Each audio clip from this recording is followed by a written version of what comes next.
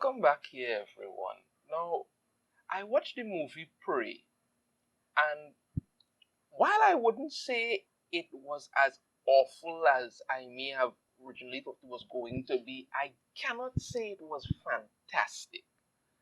Let me let me go through this first. Before I do that, let me tell you a few anything I actually liked about this movie. Now, to begin with, I think the idea for this movie is actually really good. Getting to see Predator in that time period having to deal with some Native American Comanches and then some of the white settlers, getting to see him really tear through and kill some of them was fun. I also must say that the environment, the landscape, the decor, everything looked absolutely fantastic. It really did. It looked absolutely fantastic. It was set in the northern Great Plains and North America. It was supposed to be set in 1719, and the entire landscape looked absolutely beautiful. And then I don't think they used any kind of green screen for the landscape or anything like that because it was naturally shot and it looked spectacular. Absolutely spectacular. Also, I don't have a problem with a female lead in this movie. I think it was a good idea. I think it was a good idea to give it a shot, but the execution for it was not done properly at all. That's one. And the final thing I would say that I actually like about this movie was the dog. The female lead, she had a dog. Sorry, I actually like the dog. I think the dog was probably the smartest person in this entire movie. Smartest being, I guess it person, smartest being in this entire movie. Now let's get into what it is was done that didn't really do this movie justice. So we get introduced to the female lead, Naru. She's a Comanche woman trained as a healer, but she wants to be a great hunter like her brother Tabi, I think his name is. But there is no build up, there is nothing grounded. We don't learn anything about her other than that. And of course, they have to throw in, she's really good at tracking, better than everybody else. When they go off to look for some injured warrior, she's leading them because she's an expert tracker, and the men just have to follow along with her, trying to keep up, hoping that they don't, stumble and just mess things up for her or something like that. But I mean, I wouldn't have a problem with that had they built around it. One of the major problems that this movie has is no proper character development at all. All we know about Naru, she's a Comanche woman, she's trained as a healer, she wants to be a hunter, and when nobody's around, she throws her tomahawk at a tree. For a tomahawk, kind of acts tomahawk at a tree constantly, practicing for it. That is well, we only see her do that like one time. That's the whole thing about it. But there's no backstory, no building upon her, nothing. Apparently her father died. We don't know how that happened, what it was, anything. You could have made it seem like, her father had secretly trained her in something, tell her certain things, and she wanted to be a great warrior to live up to his ideals or something like that. And I think you would have given a little bit of, a little bit of substance to it. We don't get any of that. Her mother is there, and she's just kind of there, like literally everybody else in this Comanche village is just Comanche number one, Comanche number two, Comanche number three. None of them do anything. Absolutely nothing. They're just there. They're just background characters. Same thing with her mother. Just background characters there to build up upon. Now, when she is out there doing whatever she has to do, she witnesses the Predator spacecraft approaching, so she thinks it's some big sign for her. She goes out with her brother on some hunt to kill some mountain lion. She falls off the tree, hits her head. Brother brings her back home, and then he goes and kills the mountain lion and comes back. They name him, um, Chief Warrior or something like that. And okay, fine. But then she is like, okay, it has something else out there. Meanwhile, while all this is going on, the predator is out there hunting things that the predator kills a snake, kills a wolf, but she finds tracks and she thinks there's something out there and she goes looking for it. Now keep in mind the predator hasn't gone after any of them, hasn't killed any Comanche or anything like that whatsoever. Nothing. She actually goes out looking for the predator. And after searching all over, she encounters a bear, tries to shoot the bear with a bow and arrow. The bear CGI look kind of terrible, honestly, but tries to shoot the bear with a bow and arrow, doesn't work. She dives into some water, swims, goes into this dam that some beavers built there, and then suddenly the predator shows up and starts fighting the bear and kills it, lifts it over his head. But you know, it's in camouflage mode, so you ain't really seeing it. And this is one of the problems I gave this thing. You are literally seeing some kind of invisible thing massacring this bear, and she's barely surprised about it. She's like, eh.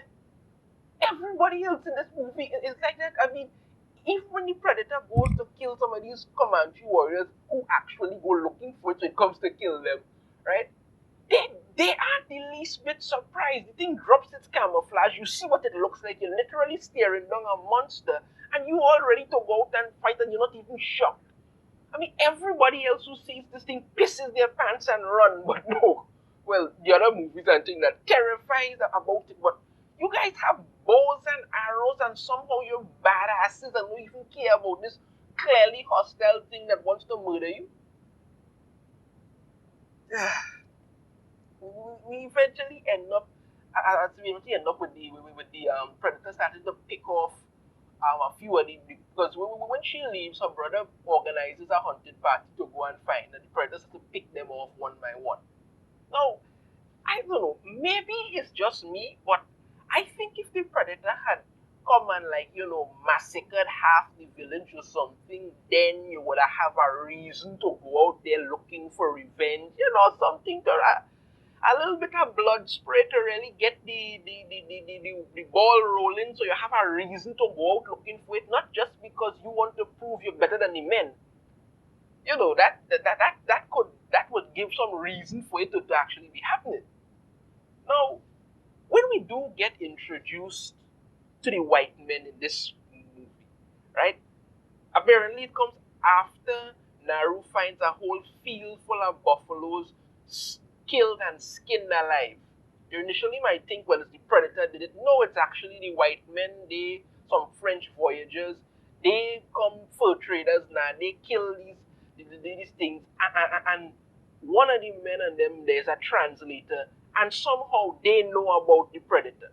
We don't know how they know about it, but they know about it, and they say that this creature likes to hunt for sport, but we don't know how they know about this thing at all. And this is another problem when it comes to character building. These people were introduced too late in the movie, and their only purpose for being there is to be cannon fodder, to be hunted down and massacred by predator. That's it. No other reason whatsoever. If you had introduced them early on in the show, well, in the movies already, then you could have seen, like, maybe the Comanches and them were watching them, and it had one person there who was actually good, and he helped out Naru. So you build a character development about these people and this person, so you have something to actually build on. No, you introduce them late in the game. They capture Naru and her brother, tie them to a tree to use as bait for the predator. Predator shows up and starts killing them. And don't get me wrong, it's fun to see predator tear through them and hop around in trees and things. And boy have a little shield, kind of metal shield thing using to block some stuff. And okay, it's a little weird that a species that has mastered space travel doesn't have a shoulder cannon like all the other predators have. This one have some target. This one have a bone mask thing that targets things, that shoots out these small projectile things that pierce you and kill you. And this predator kind of looks like Predator's grandfather or something, great grandfather. He really looking like the predator we know, but it's still fun seeing predator tear through them and stuff. But there is no build up for it. None. You didn't build up these characters at all. We just see them come in for the sole purpose to be massacred and killed. That's it. That's it. Now, after the predator easily kills all of them, like, well, but he kills all of them, and it's not, well, not all of them, he kills the majority of them and stuff, which you kind of come to expect. Naru and her brother escape. They piece together little things about the predator that apparently it have some kind of thing, that some kind of flower looking yellow thing that when you eat it, it is make your body temperature drop, and predator can't see you when you're cold. Although how a plant could make your body temperature drop that quickly is beyond me. I mean, you would literally die if that happens to you, but okay, fine. So, and they realize that predator is only interested in hunting things that actually want to attack it. If you show no hostility towards it, it leaves you alone. Once again, had you just pretty much left the damn thing alone, it wouldn't have been all this, but you went out looking for it simply to prove you're better than the men. Okay. Alright. What's done is done. We can't think about that. So we get to the point now where her brother, well, one of the guys who was the same translator who was talking with her and knew about the predator and thing, he comes back there missing a leg and wants some help and thing, and then he shows her how to use his flintlock pistol. That is something that could have been introduced much earlier on in the show, but again, he's only left alive long enough to barely show her how to load it and pull the trigger. That's it. Then Predator comes and kills him too. Then her brother and her attack the predator. Well, mostly the brother. He's using a horse to ride around and attack the predator, and he's moving and dodging and things like that. And this is the point in the movie that well, one of the points in the movie that I can't seem to understand the common sense of this thing. Because had you all set it up that she and her brother worked together to actually take out the predator, it would have made sense. Because there is a point in the movie where she is fighting off some of the traders, the white people, and then who came back to the village, because they had a little camp set up there, and they captured her dog, and she went to get her dog back, and had some of them there, so she had to fight and kill them. Now, the fight is not bad because it makes sense how she does it. She barely weighs about probably 80 pounds at best, so it doesn't matter how tightly she ties those bands around her arms. You don't have any muscles there, sweetheart. It's not happening. But when she's fighting these men, she's not one-shotting. Because she weighs about probably 80, 90 pounds, and some of these men could weigh almost close to 200. So she's not one-shotting them and taking them out. She's moving, she's attacking quickly, dodging, hit and move, hit and move, hit and move, hit and move. So it makes sense. She's attacking joints, she's attacking low, attacking high, moving. So it makes sense how she's doing it, because that way she could actually take them out. Right? So she knows how to handle herself. Alright. Put that to use when she and her brother fighting the predator. But no, the brother's going in there fighting the predator basically on his own. She's trying to fire the gun and apparently screws up and doesn't know what to do. And the entire movie, they've been foreshadowing the brother's death. Like some reason, it needs to happen. So when Predator does finally kill him in the stupidest way possible, because he was doing good all the time, and then Predator disappears, and he suddenly just gets this whole emotional thing where he's giving up. And next thing you know, Predator shows up behind him and stabs him through the back and kills him. So she takes off, and then she captures the leader, the food traders thing. They cuts off his leg and uses him as bait to lure in the predator. The whole thing about the stupid thing about gets to the part of the movie is that they was intentionally trying to set up this one-on-one showdown with Predator the same way it happened with Arnold Schwarzenegger and Danny Glover, and it doesn't make sense. It doesn't make sense. The reason it happened with Arnold Schwarzenegger is because Predator cleared through his entire unit. Only he was left, so he had no choice but to set up and fight. Plus, he literally has the physical capabilities to take it on. With Danny Glover, it's pretty much the same thing. You understand me? It worked that way. But she is not physically able to fight Predator. She's not. But for some reason, you want to set up this thing where she must have this one-on-one showdown with Predator. That doesn't make any sense. Because when she decides to fight Predator, now all of a sudden Predator seems to have forgotten how to fight. She's still doing the same swiping and attack and move and thing, but then she's jumping on his face and trying to attack and thing, and she ends up taking his mask. And I must say, the way she kills Predator is actually really clever, because the same projectile things that fire out, because she ended up luring Predator to this kind of muddy bog that she had almost gotten stuck in and died. So she lures him there, and she knows how he just fire the thing so to kill the target, but the targeting array is on his mask, and she stole that and set it up in a place so it will target Predator. So when he fires the projectiles, the targeting system automatically locks onto his head, so the projectiles go around, come back, and kill him. It makes sense, and it's a clever way to be done.